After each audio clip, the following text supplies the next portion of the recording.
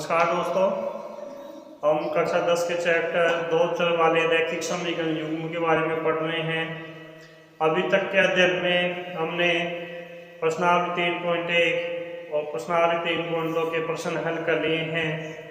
आज नेक्स्ट हम पढ़ेंगे कि दो चरों वाले रैखिक समीकरण युग्म को हल करने की बीजगणितीय विधियां कौन कौन सी हैं, और उस बीजगणितीय विधि में पहले हम पढ़ेंगे प्रतिस्थापन विधि के बारे में। तो देखिए, अभी तक के अध्ययन में जो पिछले वीडियो में हमने पढ़ा वो थी, कौन सी विधि पढ़ी थी हमने? ग्राफीय विधि। दो चर वाले रैखिक समीकरणों को हल करने की कौन सी विधि? ग्राफीय विधि हमने पढ़ी थी, जिसमें हमने ग्राफ खींचा था और उस ग्राफ में दोनों रेखाएं जहां एक दूसरे को काटती थी वो उस रैखिक समीकरण युग्म का हल होता था। ठीक है, आज हम पढ़ेंगे दो चरों वाले रैखिक समीकरण युग्म को हल करने की बीजगणितीय विधियां। तो देखिए, दो चर वाले रैखिक समीकरण युग्म को हल करने की बीजगणितीय विधियां। इससे पहले जो हम पढ़े थे हमने वो कौन सी विधि थी? ग्राफीय विधि। ठीक है, आज कौन सी विधियां पढ़ेंगे? बीजगणितीय विधियां। तो देखिए कितनी होती है, ये तीन विधियां हम यहाँ पढ़ेंगे। सबसे पहले हम पढ़ेंगे प्रतिस्थापन विधि के बारे में। प्रतिस्थापन विधि, फिर हम पढ़ेंगे विलोपन विधि,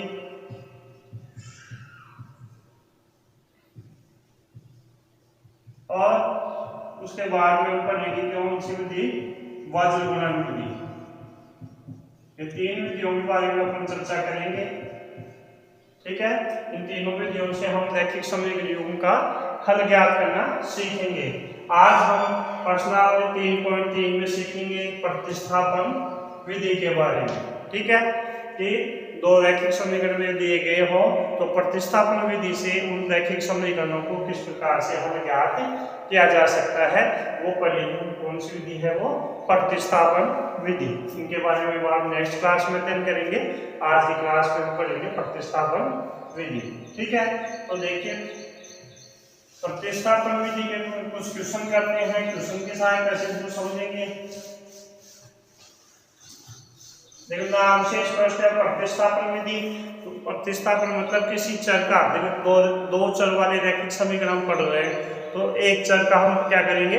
प्रतिस्थापन करेंगे। जैसे आपको समीकरण दे दिया 3x + 4y + 5 = 0। ठीक है, तो यहाँ किसी चर का मान क्या करेंगे? 4y बराबर कितना हो जाएगा? 3x को उधर देंगे -3x, 5 को उधर देंगे -5, और y का हम मान ज्ञात करेंगे। ये जो y का मान आएगा उसको हम दूसरे समीकरण में रखेंगे। जैसे दूसरा समीकरण में दे दिए, मान लीजिए 4x + 3y - 6 = 0। तो यह इस समीकरण से y का मान निकाल के इस y के मान को हम दूसरे समीकरण में प्रतिस्थापित कर देते हैं। इसीलिए इस विधि का नाम है प्रतिस्थापन विधि। मतलब एक समीकरण से किसी चर का मान निकालकर दूसरे समीकरण में उस चर का मान प्रतिस्थापित कर देना, तो इस विधि को कहते हैं प्रतिस्थापन विधि। ठीक है, तो पहले थोड़ा सा लिख लेंगे इसके बारे में। प्रतिस्थापन विधि,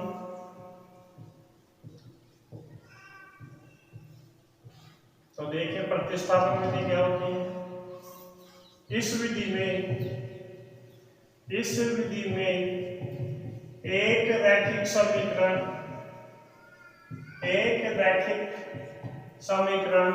से x या y का मान ज्ञात कर उसे दूसरे रैखिक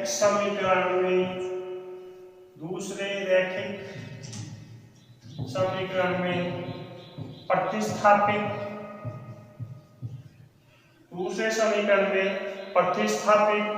कर देते हैं। दूसरे समीकरण में प्रतिस्थापित कर देते हैं प्रतिस्थापन के कारण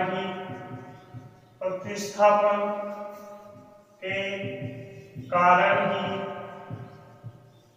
इस विधि को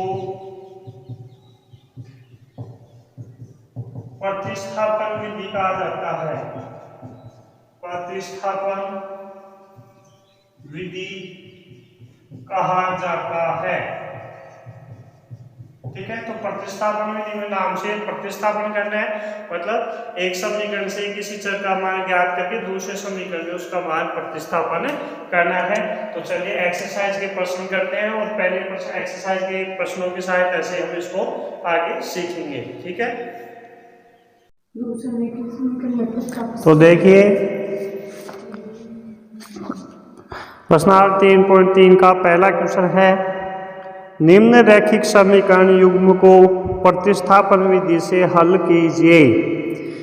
निम्न रैखिक समीकरण युग्म को प्रतिस्थापन विधि से हल कीजिए।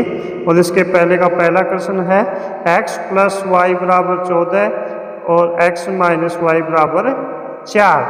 तो चलिए इस प्रश्न को हल करते हैं। तो देखिए पहले का पहला प्रश्न प्रतिस्थापन विधि से हल करा रहा है। तो पहला क्वेश्चन है x + y = 14, दूसरा प्रश्न है x - y = 4। इन दोनों प्रश्नों को इन दोनों समीकरणों को हमें प्रतिस्थापन विधि से हल करना है। तो देखिए, तो सबसे पहले तो हम समीकरण 1 को लिख देते हैं। समीकरण 1 से x + y = 14। ठीक है, यहाँ से हम या तो x का मान ज्ञात कर लीजिए या y का ज्ञात कर लीजिए, कोई सा भी हम मान ज्ञात कर सकते हैं। ठीक है, तो x का मान ज्ञात कर लेते हैं, x = 14 - y। अब ये जो x का मान आया है, इस x इसको समीकरण नंबर दे देते हैं 3। ये जो x का मान आया है, इस x के मान को हम प्रतिस्थापित कर देंगे समीकरण 2 में। कौन से में? समीकरण 2 में प्रतिस्थापित इसको कर देंगे। ठीक है, इसीलिए तो इस विधि का नाम प्रतिस्थापन विधि आया है। ठीक है, जो x का मान जो आया है उसे हम समीकरण 2 में प्रतिस्थापित कर देंगे। ठीक है, तो x = 14 - y, या ऐसे लिख दें यहाँ x का यह मान समीकरण 2 में प्रतिस्थापित करने पर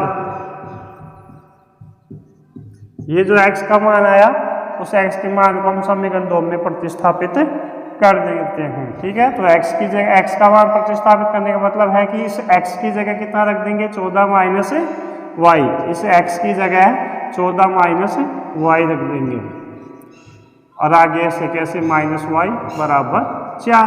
तो ये देखिए 14 और ये माइनस का 1y है, ये भी माइनस का 1y, तो कितना हो जाएगा? -2y = 4। यहाँ से y का मान ज्ञात करने के लिए पहले 14 का पक्षांतरण करेंगे, तो -2y = 4 - 14। -2y = 4 में से 14 का घटाएंगे तो -10। ठीक है, अब किसका पक्षांतरण करेंगे? -2 का, तो y बराबर कितना हो जाएगा? -2 बटा -2। ठीक है, अब y बराबर माइनस से माइनस कैंसिल हो गया, 10 में 2 का भाग देंगे तो कितना आएगा? 5। तो एक चर का मान y का मान अपने पास आ गया। अब किसका मान निकालना है? x का। तो ये जो y का मान आया उसको हम समीकरण 3 में रख देंगे। ठीक है, जहाँ पे x का मान निकाला था। ठीक है, तो y बराबर 5 समीकरण 3 में रखने पर,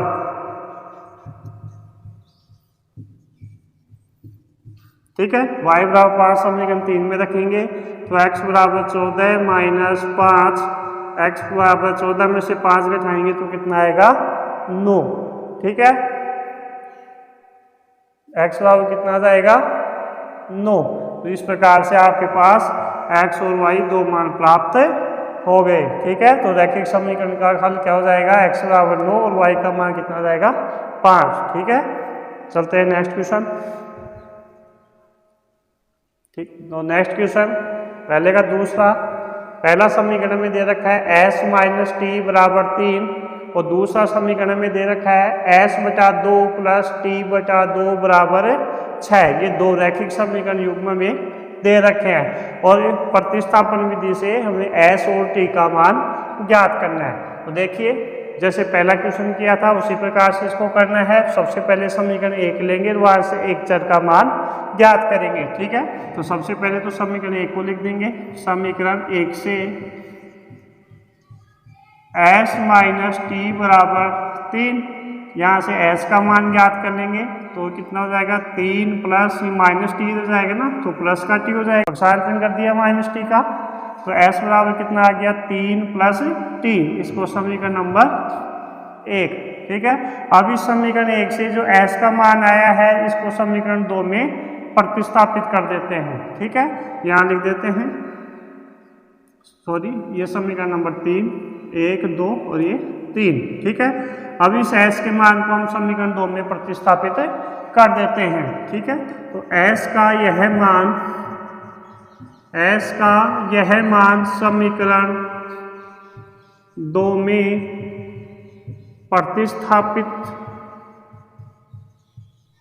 करने पर, ठीक है, तो s की जगह ये जो समीकरण 2 है इसमें s की जगह कितना रख देंगे 3 प्लस टी, तो s की जगह रख देंगे 3 प्लस टी, तो या s की जगह हम रखेंगे 3 प्लस आगे से कैसे टी बटा 2 बराबर से, ये कुछ क्वेश्चन शायद मैंने यहाँ गलत उतार दिया है।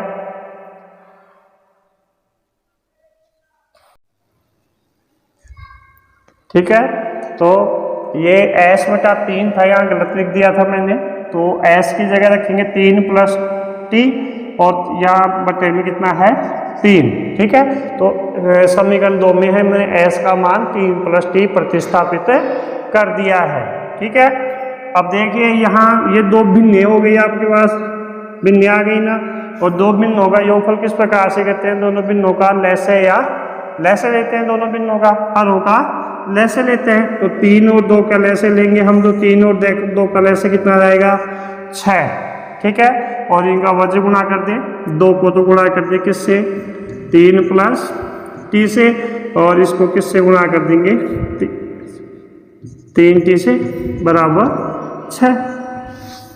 ठीक है, तो हरों का लैसे लिया, तो हरों का लैसे किस प्रकार से लेते हैं, जैसे ये 3 प्लस टी बटा 3 प्लस ये टी बटा 2 है, तो लैसे किस प्रकार से लेंगे, इन दोनों को गुणा कर दीजिए, कितना आ गया 6, और इनको वज्र गुणा कर देते हैं, 2 को तो कर देते हैं इससे, और 3 को किससे गुणा कर देंगे टी से। ठीक है, अब देखिए 2 को इस 3 से गुणा किया तो 6, और 2 को टी से गुणा किया तो 2t प्लस 3t बटा 6 बराबर 6।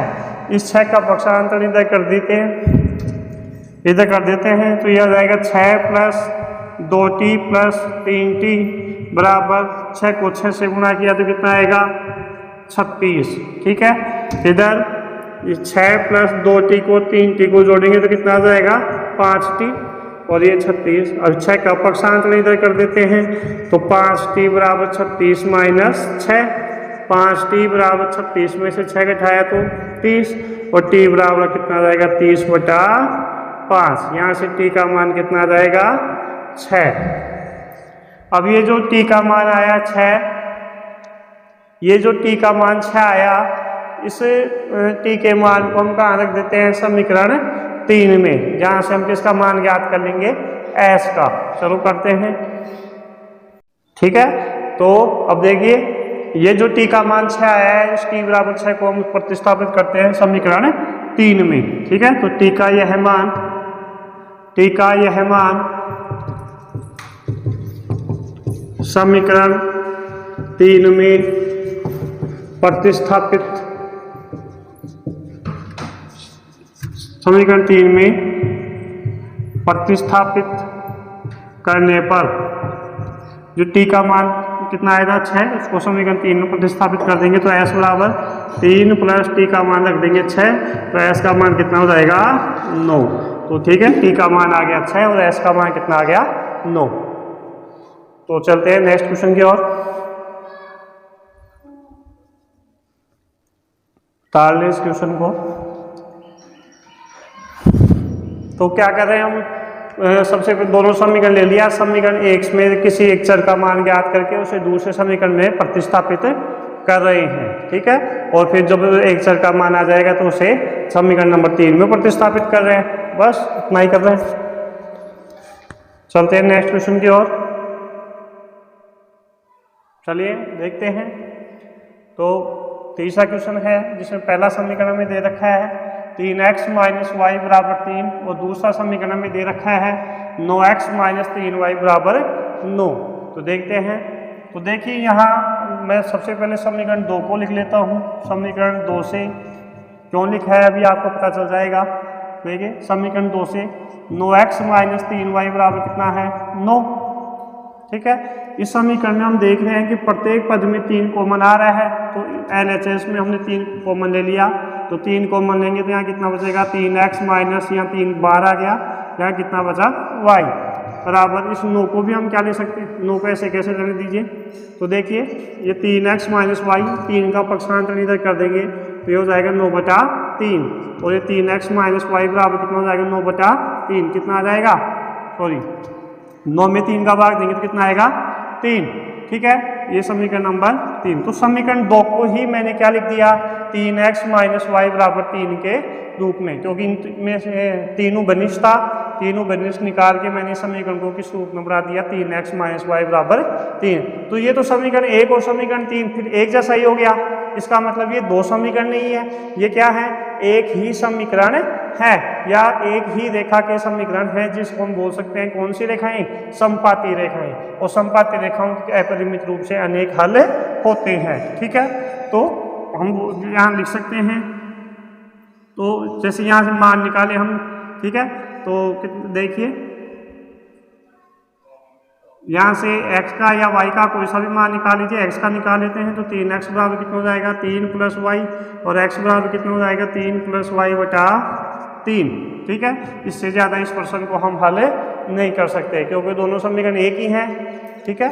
तो यहाँ लिखेंगे कि समीकरण 1 व समीकरण 2 समपाती रेखाओं के समीकरण हैं, रेखाओं के समीकरण हैं, अतः रैखिक समीकरण निकाय,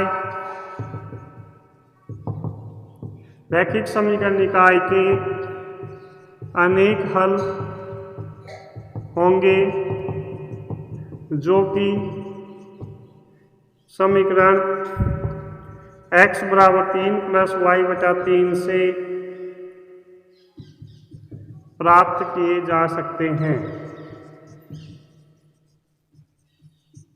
मतलब y के अलग अलग मान रखेंगे तो x के मान अलग अलग हमें प्राप्त होंगे। y बराबर 0 रखेंगे तो x का मान 1 आ जाएगा, y का मान 1 रखेंगे तो x का मान कितना आ जाएगा 4/3।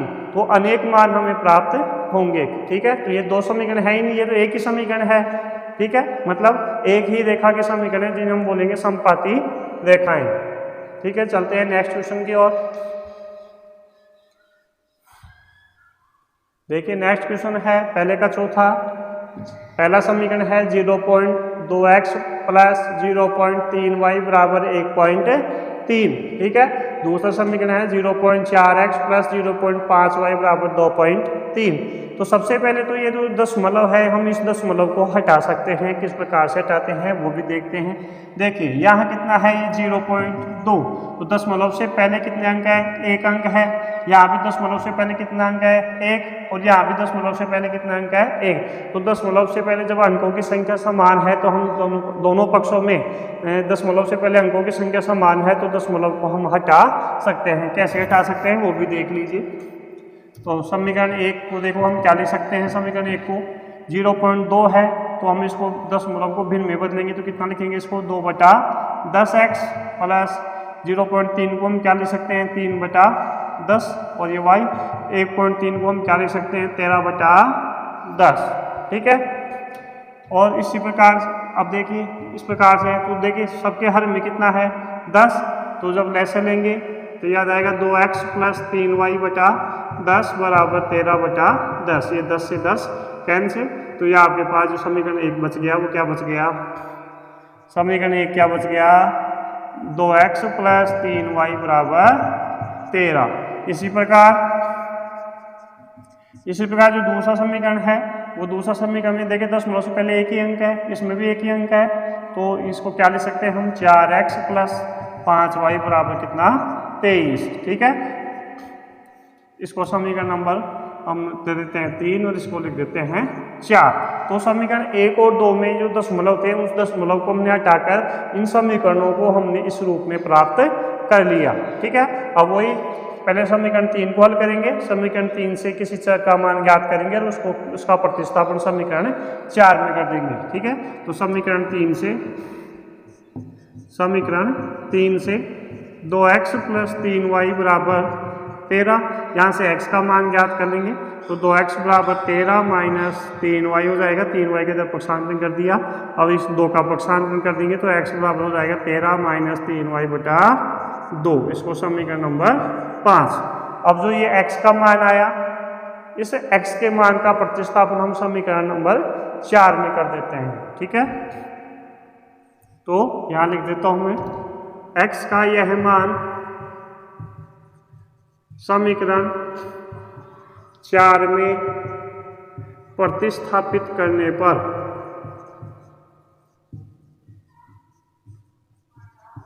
ठीक है, तो x का ये मान समीकरण 4 में प्रतिस्थापित करेंगे, तो ये 4 और x की जगह कितना रख देंगे, 13 माइनस 3y बटा 2।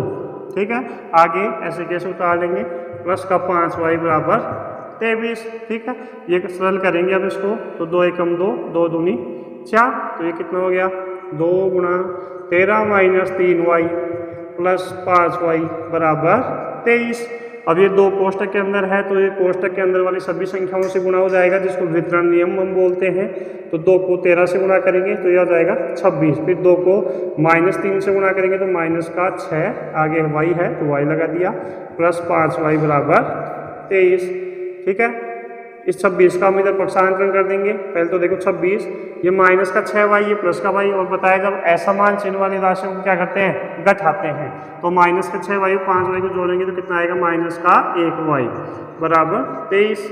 ये माइनस का y, 26 का पक्षांतरण उधर कर देंगे तो 23 माइनस 26, माइनस y बराबर कितना आ जाएगा, माइनस का 3। 23 में 26 घटाए तो -3, और माइनस से कैंसिल हो गया, तो y बराबर कितना बच गया, 3। ठीक है, y बराबर कितना बच गया, 3। ये y का मान हम कहाँ रख देंगे, समीकरण 5 में, और यहाँ से किसका मान ज्ञात कर लेंगे, x का मान ज्ञात कर लेंगे। ठीक है, मैं मिटा देता हूँ इसको, आप उतारना चाहो तो उतार सकते हैं।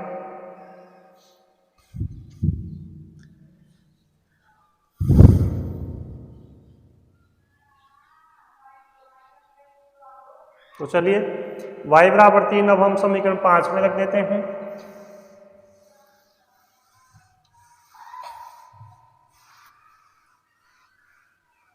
ठीक है, y बराबर 3 समीकरण 5 में रखने पर,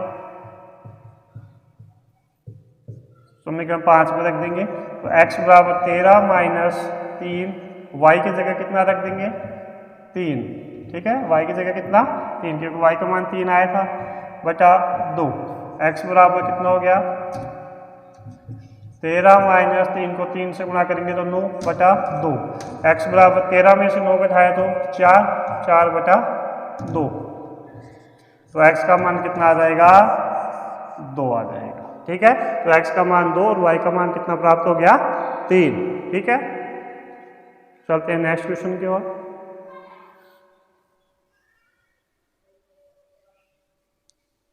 तो नेक्स्ट क्वेश्चन हमारा क्वेश्चन संख्या 5, √2x प्लस √3y बराबर 0, ये पहला समीकरण है।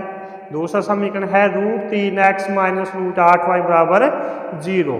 तो चलिए सबसे पहले हम पहला समीकरण को लिख देते हैं, समीकरण 1 से √2x प्लस √3y बराबर 0। यहाँ से हम x का मान ज्ञात कर लेंगे तो √3y का इधर पक्षांतरण करना पड़ेगा, तो √2x बराबर कितना हो जाएगा, 0 माइनस √3y। ठीक है, √2x बराबर ये हो जाएगा माइनस का √3y। और √2 का भी इधर पक्षांतरण कर देंगे तो x का मान आ जाएगा -√3/2y। ये समीकरण नंबर 3, x का मान प्राप्त हो गया। अब इस x के मान को हम समीकरण 2 में प्रतिस्थापित कर देते हैं। ठीक है, x का यह मान समीकरण 2 में प्रतिस्थापित करने पर, ठीक है, तो x का यह मान हम समीकरण 2 में रख देंगे तो √3 और x की जगह कितना रख देंगे माइनस का √3 ये √2 है, यहाँ √2 का पक्षांतरण किया तो √2 आएगा ना यहाँ। ठीक है, तो देखिए √2 था, इसका पक्षांतरण किया तो यहाँ कितना हो जाएगा √2। ठीक है, तो x का मान यहाँ प्रतिस्थापित किया तो √3 तो ऐसे कैसे, x की जगह कितना रख देंगे -√3/√2y -√8y बराबर 0। ठीक है, चलिए हल करते हैं इसको यहाँ आगे।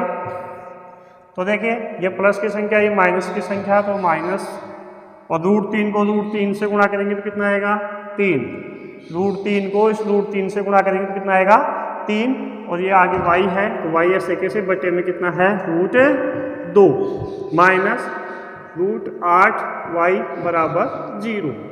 ठीक है, तो देखिए इसको इस प्रकार से -3y/√2 ऐसे कैसे रख देंगे माइनस इस, ये जो √8 है, इस √8 का मतलब 8 का वर्गमूल है, तो 8 का वर्गमूल हम जब निकालते हैं भाज्य गुणनखंड विधि से 2 का भाग देंगे 4 2 तो इनके तो जोड़ा बन जाएगा, तो ये तो आएगा 2, और इसका जोड़ा नहीं बनेगा, इसका समूह नहीं बनेगा, तो √8 का वर्गमूल कितना हो जाएगा 2/2। ठीक है, तो √8 को हम क्या लिख सकते हैं 2√2 y बराबर 0। ठीक है,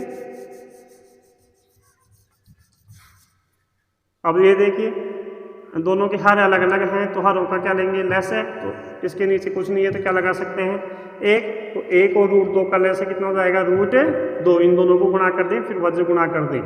लैसा लेने का सबसे अच्छा तरीका है, जैसे आपके पास दो संख्याएं हैं इनका लैसा लेना है तो किस प्रकार से लेंगे कि इन दोनों संख्याओं को गुणा कर दो, कितना आएगा 5 3 15, हरों को गुणा करके यहाँ लिख देंगे और फिर क्या कर देंगे इनका वज्र गुणा कर देते हैं। ठीक है, ये वाली इससे गुणा होती है, ये संख्या इससे गुणा होती है, तो इन दोनों का लैसे कैसे लेंगे √2 को 1 से गुणा करके यहाँ लिख देंगे और फिर इनको वज्र गुणा कर देते हैं। -3y किससे गुणा होगा, -3y को किससे गुणा होगा 1 से, तो -3y आ जाएगा, और फिर ये माइनस का 2√2y किससे गुणा होगा √2 से, तो कितना आएगा देखो 2√2 को 2√2 को किससे गुणा करेंगे √2 से, तो कितना आएगा 2, √2 को √2 से गुणा करेंगे तो 2 कितना आएगा 4। ठीक है, तो इसको इससे गुणा करेंगे तो कितना जाएगा 4y बराबर 0। √2 को 2√2 से गुणा करेंगे तो कितना आएगा 4। ठीक है, अब देखिए समान जब दो राशियों के चिन्ह समान होते हैं तो उन संख्याओं को जोड़ा जाता है, उन राशियों को जोड़ा जाता है, तो समान को जोड़ते हैं, समान को घटाते हैं, तो दोनों के चिन्ह समान है तो इनको जोड़ देंगे 3y 4y कितना हो जाएगा -7y बटा √2 बराबर 0।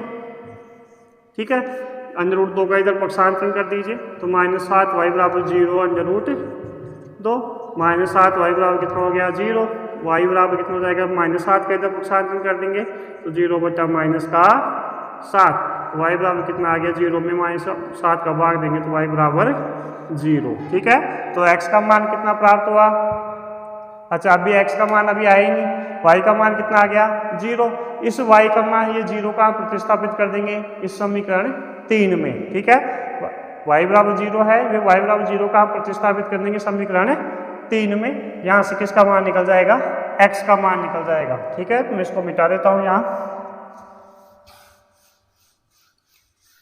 तो y बराबर 0 समीकरण 3 में रखने पर तो x बराबर कितना हो जाएगा -√3/2, y की जगह कितना 0, अब 0 को किसी भी संख्या से गुणा करते हैं तो कितना आता है 0, तो x का मान भी कितना आ गया 0। ठीक है, x का मान भी 0 और y का मान भी 0।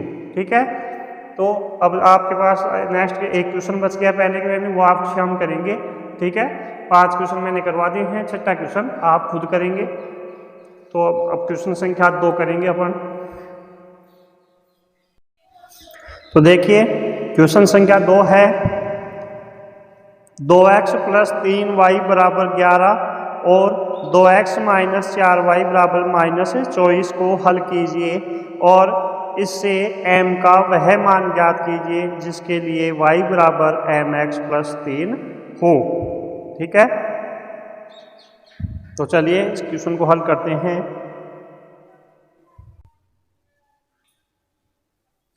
तो देखिए, तो दूसरे क्वेश्चन में हमें ये दो समीकरण दे रखे हैं, इन दोनों समीकरणों को हमें हल करना है और x और y का मान ज्ञात करना है। ठीक है, तो सबसे पहले समीकरण 1 को लिख देते हैं। समीकरण 1 से 2x प्लस 3y बराबर 11, यहाँ से हम x का मान ज्ञात करेंगे।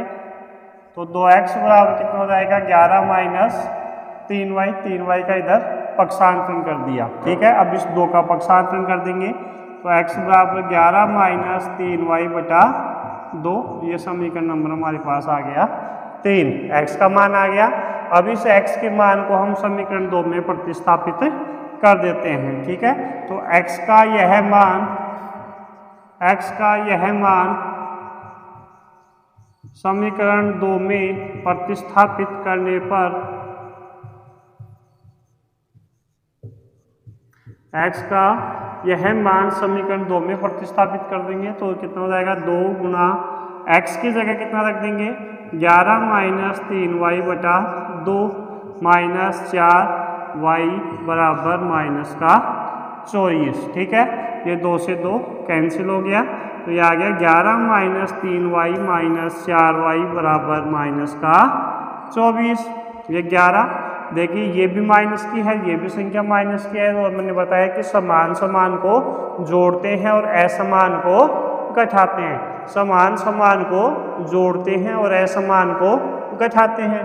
तो माइनस 3y माइनस 4y को जोड़ेंगे तो कितना हो जाएगा माइनस का 7y बराबर माइनस का 24। अब इस 11 का पक्षांतरण कर दिए क्योंकि y का तो मान हमें ज्ञात करना है। ठीक है, तो पक्षांतरण किसका होगा 11 का, तो ये हो जाएगा माइनस का 7y बराबर माइनस 24 माइनस का 11। तो माइनस 7y बराबर कितना हो गया माइनस 24, वही समान समान को जोड़ते हैं तो 24 और 11 कितना हो गया माइनस का 35। अब माइनस 7 का पक्षांतरण कर देंगे। ठीक है, तो यहाँ देखते हैं तो y बराबर कितना हो जाएगा, इस माइनस 7 को यहाँ भाग में देंगे तो माइनस का 35 बटा माइनस का 7। तो y बराबर कितना हो गया माइनस माइनस कैंसिल हो गया, 35 में हम 7 का भाग देंगे तो कितना आएगा y बराबर 5। तो y का मान आपके पास आ गया। अब इस y के मान को हम समीकरण 3 में रख देंगे और x का मान ज्ञात कर लेंगे। ठीक है, तो y बराबर 5 समीकरण 3 में रखने पर y बराबर 5 समीकरण 3 में रख दीजिए तो ये कितना आएगा x बराबर 11 माइनस 3y, y की जगह कितना रख देंगे 5 बटा 2। ठीक है, तो x बराबर कितना हो जाएगा 11 माइनस 3 को 5 से गुणा करेंगे तो 15 बटा 2। x बराबर कितना हो जाएगा 11 में से 15 घटाएंगे तो माइनस का 4 तो बटा 2। x बराबर कितना आ जाएगा ये माइनस 4 में 2 का भाग देंगे तो 2 माइनस का 2। ठीक है, तो x का मान कितना आ गया माइनस 2, y का मान कितना आ गया 5। इसके अलावा इस प्रश्न में हमसे एक क्वेश्चन और पूछा है, प्रश्न पूछा है कि m का वह मान ज्ञात कीजिए जिसके लिए y बराबर mx प्लस 3। ठीक है, y बराबर mx प्लस 3 ये दे रखा है हमें। यहाँ किसका मान पूछा है m का मान पूछा है। तो ये x और y के जो मान प्राप्त हुए वो x और y के मान हम याद रख देंगे तो किसका मान प्राप्त हो जाएगा m का। ठीक है, तो आप देखिए m का मान ज्ञात करने के लिए सबसे पहले तो इस 3 का इधर पक्षांतरण कर दें, या ये जो y बराबर mx प्लस 3 है इसको हम ये भी लिख सकते हैं mx प्लस 3 बराबर y। ठीक है, अब यहाँ से 3 का पक्षांतरण कर दीजिए, तो एम एक्स बराबर कितना हो जाएगा 3 माइनस वाई, क्योंकि m का मान ज्ञात करना है तो इधर LHS में केवल m को रखेंगे, बाकी का पक्षांतरण कर देंगे।